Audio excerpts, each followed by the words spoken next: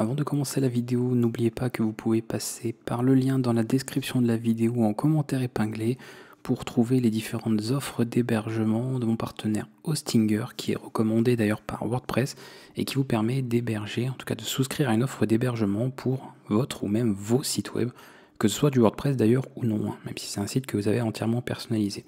En passant par le lien, comme je le disais, vous arrivez directement sur cette page avec les offres d'hébergement qui sont disponibles. Vous avez comme ça la possibilité de faire un petit comparatif en fonction des besoins que vous avez, que ce soit en termes de trafic, de visites mensuelles, de stockage, y compris au niveau des outils qui sont intégrés concernant WordPress, si vous comptez utiliser ce dernier, que ce soit pour de la mise en cage, les outils de sécurité, un système, les installateurs automatiques, boutiques, WooCommerce et compagnie, et bien sûr les fonctionnalités qui sont alimentées par intelligence artificielle, si vous souhaitez en profiter ou pas, pour pouvoir comme ça faire de votre choix selon l'offre. Une fois que c'est fait, vous pouvez la sélectionner, vous allez basculer directement sur l'autre page pour pouvoir sélectionner la durée de l'hébergement avec une durée plus importante, même s'il faut avoir le budget, vous ferez une économie bien sûr plus conséquente. Donc vous pouvez choisir la durée que vous voulez. Donc vous voyez que ça va de 1 mois à 48 mois.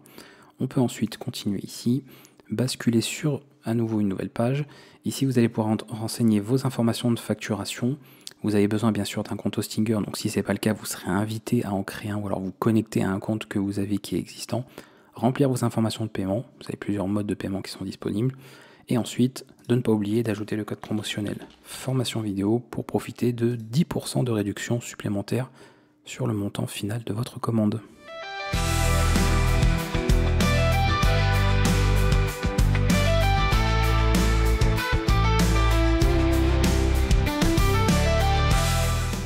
Bonjour tout le monde, dans ce tutoriel WordPress, je vais vous présenter un outil très pratique et automatique pour effectuer la traduction de votre site web en plusieurs langues. Dans une autre vidéo, dans un autre tuto, vous allez pouvoir voir comment rendre votre site multilingue avec des outils plus manuels qui demandent beaucoup plus de temps pour faire du paramétrage, y compris au niveau des URL. Mais dans cette vidéo, je vais vous montrer un outil qui va être plus rapide à mettre en place, qui va gérer ça de manière automatique. Comme ça, vous aurez le choix, soit d'opter pour un outil automatique comme ce que je vais vous présenter dans cette vidéo, soit de trouver un autre tuto sur ma chaîne pour effectuer un paramétrage un peu plus, on va dire, qui va un petit peu plus loin, mais qui va nécessiter bien sûr une intervention plus manuelle. L'outil en question est GT Translate. C'est un outil qui va utiliser des paramétrages préconfigurés, voire de l'intelligence artificielle en fonction, et qui va permettre d'effectuer toute la traduction de votre site. Que ce soit la traduction des différentes pages, éventuellement la traduction y compris des URL, d'accord, pour pouvoir traduire ces dernières, par exemple en français, en anglais, etc., selon les langues, pour avoir une meilleure indexation et donc un meilleur référencement sur les moteurs de recherche.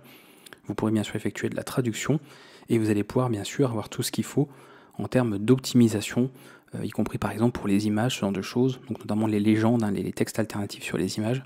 Cela va pouvoir être géré. Bien sûr, tout dépendra de l'offre que vous avez. Moi, je vais vous présenter la version gratuite de cette extension. Donc vous voyez qu'on a pas mal d'outils qui sont disponibles, notamment l'accès à toutes les langues, la traduction bien sûr qui est automatique, des mots illimités également en termes de pages vues, donc pas de limitation à ce niveau-là. Par contre, vous n'aurez pas l'indexation sur les moteurs de recherche, la correction des traductions, donc elle sera faite de manière automatique, mais vous ne pourrez pas l'éditer si besoin. Pas de traduction d'URL et bien sûr pas d'hébergement de langue. Donc l'hébergement de langue, c'est ce qui permet notamment d'avoir des domaines distincts. Un domaine pour votre site en français, un domaine pour le site en anglais, etc. etc. Mais vous voyez qu'en fonction des offres, vous avez plus ou moins de choses qui sont disponibles. Donc ce sera toujours à vous de voir. Je vous l'avais expliqué sur le cours WordPress. En fonction, donc, pour beaucoup d'extensions, vous avez souvent une offre gratuite qui est plus limitée. Et après, d'éventuelles offres payantes si vous voulez débloquer des fonctionnalités supplémentaires. Nous allons passer sur notre site WordPress. Je reviens sur un exemple de blog qui avait été fait sur les corgis, qui avait servi d'exemple dans d'autres vidéos de la chaîne, qu'on peut retrouver ici. Comme ça, on a suffisamment de texte, donc ça va être bien pratique pour voir un petit peu ce que ça nous donne.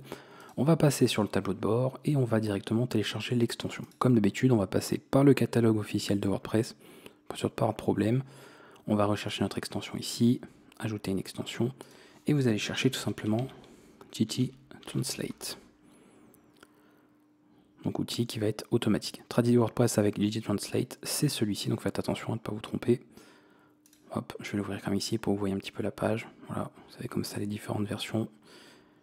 Et on va l'installer, et vous allez voir que le paramétrage est assez rapide. Encore une fois, ça va permettre d'avoir ça de manière automatique. Je vais aller dans les extensions ici à nouveau. J'aurais dû l'activer tout de suite d'ailleurs, mais c'est pas grave. Pas bien grave. Activer. Et c'est fait. Une fois que votre extension est activée, on va directement paramétrer, parce que là c'est vrai que si je me base sur les, voyez, réglages par défaut, on n'a pas l'air de voir de différence, donc on va faire le paramétrage tout de suite, et ça va être assez rapide ici. On va commencer par l'apparence du widget, donc on peut avoir plusieurs manières, si vous représentez par un drapeau, monde, code de langue, etc. Voilà, on peut se représenter ça, oui, plusieurs manières différentes en fonction de ce que vous préférez. Moi je vais laisser flottant, ça ira très bien. Traduire depuis, donc c'était la langue d'origine de mon site, mais ici on est sur un blog qui est en français, donc on va laisser tel quel. Et ensuite on va pouvoir changer pas mal de choses.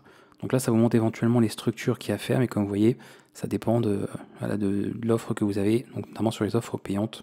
Donc on ne pourra pas changer nous cette partie. Donc on va faire vraiment, je vais vraiment faire strict minimum pour montrer que ça peut être fait quand même rapidement.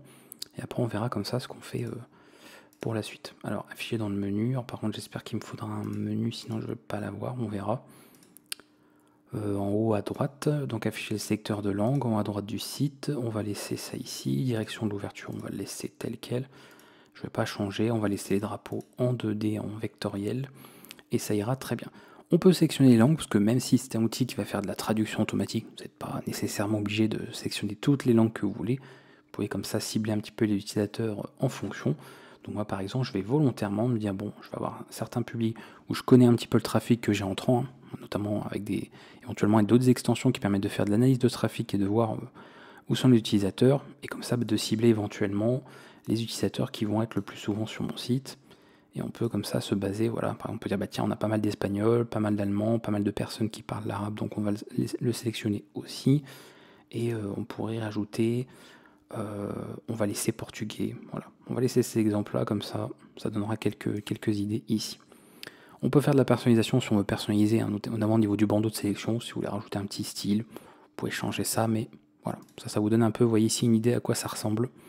Donc vous avez moyen de prévisualiser tout ça. Et après au niveau des drapeaux, voilà, on peut changer différentes parties si on veut. Donc je vais laisser cette partie. Vraiment, je vais au plus rapide ici pour voir un peu ce que ça donne. Et nous allons enregistrer. De toute façon, vous l'avez compris, le tutoriel ne va pas être très long. C'est vraiment pour vous montrer un peu comment cela fonctionne. On va actualiser la page. Je vais peut-être avoir besoin au niveau du cache, oui, il est possible qui m'embête à ce niveau-là. Voilà, donc j'ai rafraîchi, enfin j'ai supprimé le cache. Et ici, nous avons le bandeau qui est affiché pour le site. Voilà, tout simplement. Donc toujours notre site par défaut, c'est la version qui aura le plus d'importance. D'ailleurs, en fonction des offres que vous choisirez, éventuellement, vous pourriez faire en sorte de privilégier, bien sûr, selon le public visé, la langue choisie. Donc si c'est un francophone, il aura dans les résultats de recherche les résultats en français. Si c'est quelqu'un qui parle en anglais, il aura donc les résultats en anglais dans ce moteur de recherche. Et tout sera bien géré au niveau du référencement sur les moteurs. Le but, c'est pas de vous pénaliser, bien sûr, sur le référencement de votre site, bien au contraire. On va pouvoir sélectionner une autre langue, on va choisir l'anglais, hein, c'est un des plus classiques, et vous voyez, la traduction est faite très rapidement, voilà, c'est automatique.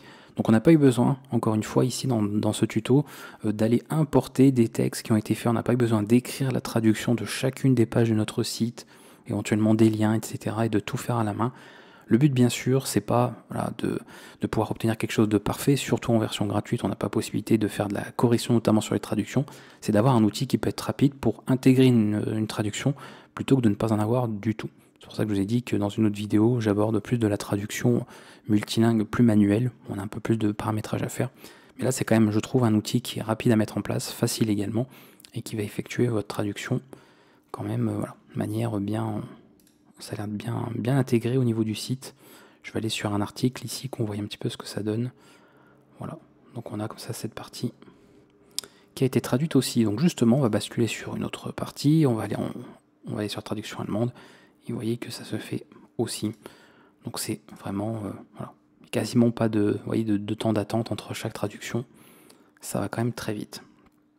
De partir, alors après je sais s'il l'a pris dans le bon sens, est-ce qu'il a fait l'écriture de droite à gauche, si c'est bon, oui, parce que vérifier, évidemment après vous, bien sûr selon les paramétrages de la personne, si la personne a un mode en fait qui met l'affichage de droite à gauche, parce que l'arabe se lit de droite à gauche, il n'y aura pas de problème, hein, ce sera affiché dans le bon sens, ce qui ne serait pas forcément le cas sur d'autres types d'écrans, donc à voir à ce moment-là. Voilà, donc vous voyez, très simple, encore une fois à mettre en place, et je ne sais pas si vous avez remarqué ici au niveau du panneau également, voilà, je vais avoir la traduction qui va être faite, donc ici au niveau de la partie du site. Ok, donc nous on travaille en français, c'est notre langue d'origine, ça ne change pas, mais ici si on avait besoin, est-ce que vous pourriez avoir d'autres éditeurs éventuellement, d'autres personnes qui font partie du staff de votre site, et Et donc s'ils ont une autre langue, s'ils sélectionnent une autre langue, ils auront leur panneau ici au niveau de WordPress qui sera affiché dans la langue en question. Donc c'est quand même bien pratique également. Donc ça peut aider, y compris les personnes qui utilisent le site, qui publient du contenu sur ce dernier. Voilà, comme on a mis ça en place, on va aller voir vite, très rapidement s'il n'y a pas d'autres options éventuelles. Mais encore une fois, le but c'est d'avoir un outil qui est rapide, pas faire ça de manière très longue. C'est ce que je voulais montrer ici. Donc on va éventuellement après, astuce positionnement, bon ça c'est pour aider. Bon là on va évidemment vous faire un petit rappel des avantages de la version payante. Vous voyez que vous avez même une version d'essai si vous voulez. Bref, donc il y a vraiment de quoi faire. On va sélectionner une autre langue, comme ça on aura quelque chose un peu différent, qui est quand même particulier, parce que on pourrait dire que ça prend peut-être un peu plus de temps à modifier. Je vais aller ici, je vais encore une fois actualiser. Alors non, tout purger. Il me prenne bien en compte le changement. Et ça a été fait. Voilà, donc vous voyez c'est rapide. Très rapide à ce niveau-là. Donc encore une fois, si là vous trouvez que ça ne correspond pas, vous pouvez le changer. Vous pouvez changer la disposition. Vous pouvez changer le mode d'affichage aussi. Si on trouve que ça ne va pas. On va voir quelques modes d'affichage ici, liste déroulante. Fenêtre ici, je regarde un petit peu. Si vous préférez avoir par exemple les drapeaux ici, que vous trouvez que c'est moins intrusif. Ça peut aider également, donc bien sûr on n'aura pas, les éditeurs n'auront pas la barre ici de WordPress, ça va de soi, mais comme ça on peut changer. Donc là vraiment, c'est quasi instantané, la traduction, c'est vraiment très pratique. Je pense que c'est difficile de trouver un outil plus rapide et plus simple à mettre en place pour avoir un site multilingue, sans intervention encore une fois humaine. Alors évidemment ce ne sera pas parfait, parce que la traduction est faite de manière automatique via une IA, donc il peut y avoir des erreurs, mais bon, j'ai envie de dire comme chez les humains, l'erreur est humaine aussi, mais au moins vous avez... Voilà, plutôt que de ne pas avoir de traduction du tout, vous pouvez intégrer ça sur votre site WordPress très rapidement, parce que vous avez vu que ça nous a pris quelques minutes, même si je vous ai pris quand même le temps de vous expliquer tout ça. Voilà, maintenant vous avez ce qu'il vous faut, si vous souhaitez mettre ça en place, vous avez vu que la version gratuite, est déjà suffisamment riche en fonctionnalités pour que vous puissiez intégrer ça à votre site. Et après, dans tous les cas, si vous avez vraiment besoin des fonctionnalités supplémentaires, vous saurez éventuellement comment les obtenir. Je vous dis à bientôt pour un autre tuto WordPress, je vais y arriver. Et si vous avez des questions, n'hésitez pas à les poser dans les commentaires, à liker la vidéo, vous abonner, partager bien sûr, si vous connaissez d'autres personnes intéressées par ce gestionnaire de contenu qu'est WordPress. A bientôt.